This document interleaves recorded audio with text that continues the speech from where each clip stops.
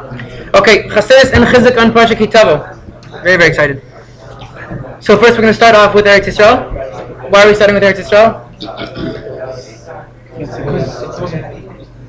It's the most important thing in our lives. We always have to remember, we can't, an Avil cannot learn a Torah when they're in Avodas, cannot learn something about Torah when they're in Avodas. Why? Because Torah causes Simcha, and therefore an Avil is a mourner. Someone's mourning. A mourner cannot learn Torah because it causes Simcha, and so too, when we learn Simcha, we learn Torah over Simcha. And therefore, we have to learn about Yerushalayim first. So, we're going to learn from the Drishat Tziyon, the first Moon-Mekor on the right side. And it will be when you come to the land. Chayim. The Chayim writes, Amor v'haya loshon simcha. We know from Mesachas Megillah, she'ein nismach ela b'yeshivas ha'aretz. We learn in Mesachas Megillah that the word of v'haya, when we have the word v'haya in any pasuk, it's coming to teach us that this pasuk is a simcha, is a pasuk of simcha. And so the Chaim tells us, she'ein nismach ela b'yeshivas ha'aretz. The only time you can ever have true simcha is when you're dwelling in the land, and when you're coming back to dwell in the land. And it will be when you come to the land that pasuk is telling us that there's a level of simcha there. It says in Tehillim, like we say in Shir Amalos, only then what's talking about? Only then in the time of Geula, when you come to be meyashev the earth, when you come to dwell in the land of Eretz Yisrael, then your mouths will be filled with schok, with laughter. Ad kan l'shono Or Chaim. This is the end of the statement from the Or Chaim. So the Drishat Tziyon, Rav Moshe Tzuriel, explains. Yesh l'tzayin kan divrei hazohar. We're going to explain now the words of the Zohar. Dechedva lo ishtachech ela bezimna d'Yisrael. Okay, we're going to skip down 5 lines. We're going to read it in the English by the parentheses. B'targum v'lashon hakodesh. We're going to read the Zohar in Hebrew. Ki chedva lo nimtzeit ela bezman sheYisrael nimtzin be'eretz hakodesh. Chedva, which is one of the levels of happiness that we know about, a true inner level of joy. We only have that level of joy when we're living in Eretz HaKodesh. Bizman sheYisrael einam nimtzeim be'eretz HaKodesh. But when Am Yisrael is not found in Eretz HaKodesh, in Eretz Yisrael, asur lo leven adam lismach ol harot chedva. It's asur for a person. Wow, asur, that's a strong word. It is asur for a person to be happy, or to even show that he has a level of chedva, of this inner level of happiness and joy. Dichtiv, because it says in the pasuk, Simcha et Yerushalayim v'gila ba. Dafka ba tagilu. It says in the pasuk, Simcha et Yerushalayim v'gilu ba, that you'll cause happiness to Yerushalayim and you'll rejoice within it. Dafka ba tagilu. Specifically in Yerushalayim, in Eretz Yisrael, when Eretz Yisrael is resettled, then you can have a level of simcha. It's a crazy, crazy piece of advice. Yeah, seemingly the Zohar says asur. Now, whether it's brought down halacha or not, that's a very, very long thing. There's a lot of different halachos regarding listening to music, going to live music, hearing different things during the Zman of Churban, during a time when we're in a level of galus. There's a lot of discussion about it. I don't want to get into it right now because it's a very convoluted and very complicated topic. But from the pshat of the words of the Zohar, asur lo leven adam lismach ol harul chedva. It's asur. A person is prohibited from having simcha when Eretz Yisrael is not in a level of yishuv from Am Yisrael. That is a crazy thing to say. What is a level of yishuv? But also, there's a whole halachic status why we only tear kriya now. We only rip our garments like a mourner for the Har Bayis. But most of Yerushalayim right now is considered to be rebuilt and considered to be dwelt. Is that we are not allowed, if we're outside of Israel, and Israel is like so. If we go back 60 years, none of the Jews outside of Israel would have been able to show any level of simcha. Seemingly from the words of the Zohar, that no Jews outside of Eretz Yisrael can show a level of simcha. Haven't the land always been settled? Jews maybe not. No, there's it's a huge sugya discussing what's considered the level, what's yishuv haaretz. I don't want to get into it right now. It's very, very complicated. One year in yeshiva we did a whole discussion on it. But right now, Baruch Hashem, Yerushalayim, if you look at Yerushalayim, it's rebuilt. You look at the Yeshuvim, a lot of them are rebuilt. Unfortunately, Mishal Zadon, some of our rulers decided that one of the Yeshuvim in the Shtachim, in the Shomron, was destroyed this week. Unfortunately, we should have that it should be rebuilt. But it was destroyed this week. But nevertheless, Yerushalayim right now is on a level where it's being in the process of rebuilt, and there's lots of Jews living here. And so, B'ezrat Hashem, we can have in Eretz Yisrael, we can have simcha. But that's a strong word from the Zohar. Just to keep that in mind when we're in Eretz Yisrael, when we're not in Eretz Yisrael, the chashivut, the importance of Eretz Yisrael in our lives. That just the simple idea of having simcha, we can't even have to a full level. Come. That even the level of simcha, the basic level of simcha, we can't have if Yerushalayim isn't rebuilt. Very, very strong words. Okay. Shachianu b'kimanu b'genu l'zman hazeh, the Avodas Yisrael. The Kushn Tzemagid HaZocher to buy the Sefer this week, and the lights were coming down from all over. The Sefer of the Avodas Yisrael. He says like this: Baruch atah be'ir, Baruch atah b'sadeh. One of the brachos that we have from the brachos that that we had on Har Evel and Har Grizim is that you should be blessed in the cities and you should be blessed in the fields. It's about in the Medrash that based on this pasuk you should have all of your physical property next to, you should have your business next to the area you're living in, next to the city you're living in. And the other man, the other person in this Medrash says that you should have your bathroom, the Beit HaKisei, next to your table. Now, what the heck does that mean? You should have your business next to your city that you live in, and you should have your bathroom next to your table. Now, based on this Medrash, we put our porta potty next to our table. Seemingly ridiculous. So, Al Pi Chassidus explains the deeper things in life. So, the Kushn Tzemagid, we should be zocher to understand the depths of his Torah in the correct way.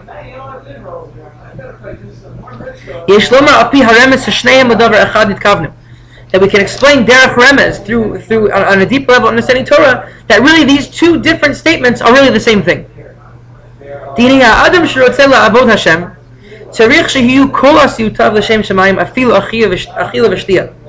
A person who truly wants to serve a Kadosh Baruch Hu in the proper way, and this is a very, very important fundamental concept in Chassidus. Someone wants to truly serve a Kadosh Baruch Hu in the proper way. Even the way you eat and the way you drink needs to be connected to HaKadosh Baruch Hu. Even the way we do the most mundane things in our lives, that needs to be connected to our Avodas Hashem. And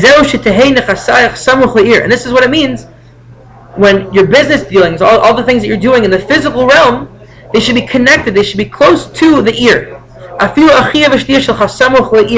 Even your eating and even your drinking need to be samuch, connected to the ear. And the ear, the word ear, ayin, yod reish, perush lihit orerut.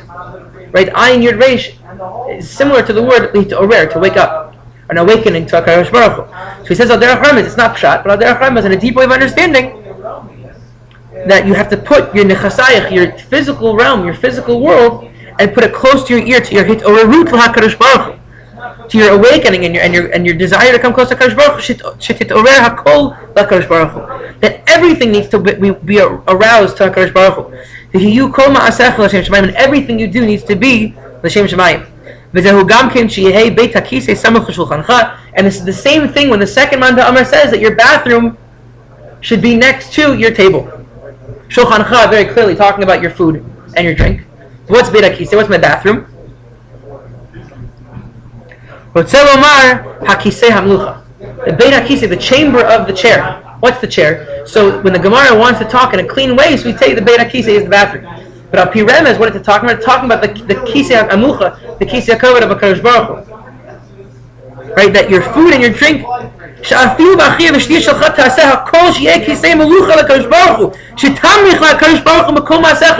that nothing is connecting to Avodas Hashem, but you're being mamach HaKadosh Baruch Hu. You're giving HaKadosh Baruch Hu his crown back. And HaKadosh Baruch Hu's crown falls off, it seemingly falls off into our world, and our job is through raising this physical world up, we bring that crown back up to him. So while it is a main point in the Avodah of Chassidus, it's not just a class of Chassidus. Every single Jew needs to live this way. Because it's very nice that you can be sitting, you can be learning Torah, and it's very nice that you can be sitting and you can be davening very, very nicely. And those are so important to Avodas Hashem. But what about when I go play basketball? And what about when I go and I have a steak dinner on Shabbos? And what about when I go and I want to go and have just a nice hangout with my friends, having a coffee? Every single thing that I do, Beit HaKisei, it has to be on a level of, not a bathroom, but on the Kisei HaMucha, on a level of bringing these things to the chair of HaKadosh Baruch Hu, as a korban almost. That everything I'm doing, I have to bring to HaKadosh Baruch Hu as a sacrifice. So how would you do that? By having the proper kavanah. You do this by when I go to play basketball, I'm saying, I'm going to go play basketball right now because I need to stay in shape. It's a mitzvah to stay in shape. It's a mitzvah to exercise. I'm going to eat food right now. Why? Because I can make a giant bracha. And the people around me can make a giant amen, and I can make a bracha afterwards, and people around me can make a giant amen. And also when I'm eating this food, it's supporting me, it's allowing me to sit and learn, it's keeping me healthy. The Gemara says that a Talmid Chacham is becheskat chole. I think it's in the Dharm. In the Dharm it talks about that a person who is a Talmid Chacham is considered to always be sick. Why? Because if you just sit and learn, you forget about your physical body, you're going to be sick. So it's a mitzvah to keep yourself healthy. It's a mitzvah to go and have a proper meal. So when I do that, and I say that everything I'm doing is for the sake of getting close to HaKadosh Baruch Hu, then everything in my life can become close to HaKadosh Baruch Hu. Okay, one quick piece from the Mei HaShiloach. I know to say quick piece from the Mei HaShiloach is completely contradictory, because when the Mei HaShiloach speaks to us, it's almost an eternal level of speaking. There's no beginning, there's no end, it's always. But Be'ezrat Hashem will be able to bring it down to the level of Hagdaros, of boundaries. The Mei HaShiloach, Rebbe, he got it the Ayom Hashem. You bring your Bikurim to the Beis Hamikdash, right? You bring your first plants of the year to the Beis Hamikdash, and you begin to have this discussion with the Kohen Gadol. What's going with the Kohen? So what's going on over here with the Kohen? Why are you having this whole discussion with the Kohen? Why does he need to talk to you? Why didn't we start just explaining to him and to HaKadosh Baruch Hu, Arami Oved Avi, that my father served the Arami Lavan, and this whole history of my family? Who cares? Why does the Kohen have to hear this? He doesn't know who you are. He probably won't ever see you again. So why are you telling him this? So the Mei HaShiloach explains like this: He got it Yom Hashem. I said today to Hashem, Haggadah. The word Haggadah romeis al dvarim hakashin. Right. Also, when we take out the Haggadah Pesach, the Pesach Haggadah, we talk about things that are very hard for us. The slavery. So the Lashon Haggadah, yes, it's talking about a level of speaking of almost a conversation between two people, but it's a conversation of the hard things in life. Ki bezeh omer dvarim kashin neged hakohen, because when a person comes and explains all these hard things to the Kohen, right? Imagine the case. You have a farmer. He works all day. We were just in the field picking onions today. Imagine a farmer working all day, all year, working for these onions, working. But he also has a wheat field. He also has a barley field. He also has fruits. He also has vegetables. All these different things he's working on so hard the whole year. And he's dirty, and he's bleeding, and he's tired. And he comes with his korban to the Kohen, to HaKadosh Baruch Hu, and he begins to, oh my gosh, it's been such long. And he begins to explain to him, I had to do this, I had to sow, I had to reap, I did that. And he begins to explain to the Kohen. Listen. Ki meramis lahakohen, af ki hakohen oved bebeit hamikdash v'hu oved basada. Even though me, simple farmer, me, simple lawyer, me, simple kid in high school, me, simple guy starting out Shana Aleph, that I'm going through so many hard things in my life, but the same way that I'm going through those hard things, it's equal to the Kohen in the Beis Hamikdash.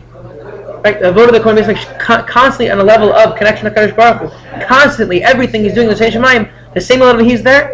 By me explaining my hard life as whatever I am to the Kohen, it's comparing the two. It's saying that you're listening to me. That means we're connecting ourselves. That means everything that I'm doing in the fields can also be connected to my Avodas Hashem. Al Kain.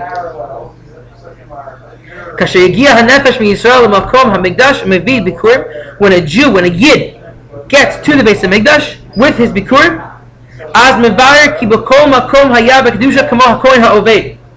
then he explains and he clarifies to himself, it's a chizuk for me to bring the Bikurim, that everything that I was doing the whole year was really just like the Avodah of the Kohen, right? We come, oh man, if I could just, at least for me, if I could just sit and learn all day, so my life would be much easier. It's so easy for the guy sitting in Kolo, because he doesn't have any problems. But I'm going to have to go work, I'm going to have to do this, I'm going to have to become a farmer, I'm going to become a shepherd, all XYZ. My life is so hard, it's not all Avodas Hashem. But just like the Avodas Yisrael was telling us, the Kushn Surmagid was telling us, and so to the Mei HaShiloach, everything I'm doing in the physical world is just like the Kohen Gadol, as long as I have the right mindset. Right? It's such a fundamental concept to our life, and especially coming into this amount of tshuva. Where are we holding it in time? I don't want to make people wait too late. 2 minutes, we can take a quick ma'isa. And we're going to come back and see Kum. Hear the words to a story about the Baal Shem Tov. We're not going to go through the words right now, because it's way too long. But you should look at it. You should read the words. A lot of times we look at Sipurei Chassidut, the stories of the Chassidim. It's all jokes. It's all bubble ma'ases. It's all made up. It's all folklore. But here it's brought down the ma'isa in a sefer. The Mekor Mayim Chayim is the parish on the bottom of the Baal Shem Tov al Torah, and he brings down the ma'isa. Quick story. Motzi Yom Kippur. We usually say Kiddush Levana. Correct? Motzi Yom Kippur one year in Mezhebush, the Baal Shem Tov went out after Yom Kippur and he looked up at the sky and he saw the clouds were covering the moon. And they don't know what to do because the avoda of Kiddush Levana after Yom Kippur is so important. as the Baal Shem Tov ran inside, locks himself inside his inner room, and the Chassidim begin to hear him screaming, "Davening to Kodesh Baruch Hu, move the clouds!" In Yiddish, in Hebrew, in Aramaic, Tefillos here, left, all these different tikkunim of the Zohar. And the Chassidim are listening, they don't know what to do. So they figured, B'chol Ofen it's Yom Kippur. And when the Baal Shem Tov was doing his Avodah on Kippur, when he was davening on Kippur, it was almost like, it was mamish like watching the Kohen Gadol. It was mamish like they were at the Beis HaMikdash, and they were so besimcha after Yom Kippur, they started dancing. Whatever niggun they were singing, I don't want to start singing a niggun now. I do want to start singing a niggun, but I'm not going to. Right?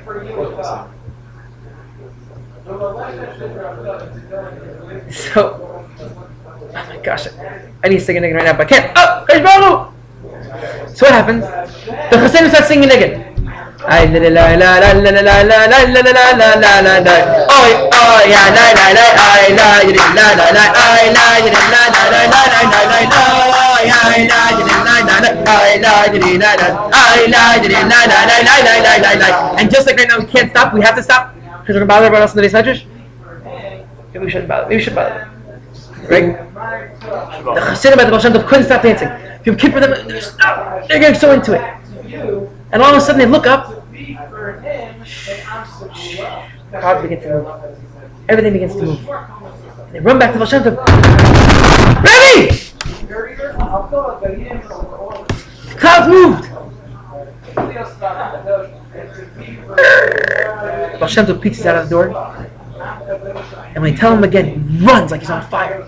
He looks up at the moon. And he begins dancing with them. I la la la la la I la la la la la I la la la la la la. And they say Kiddush Levan.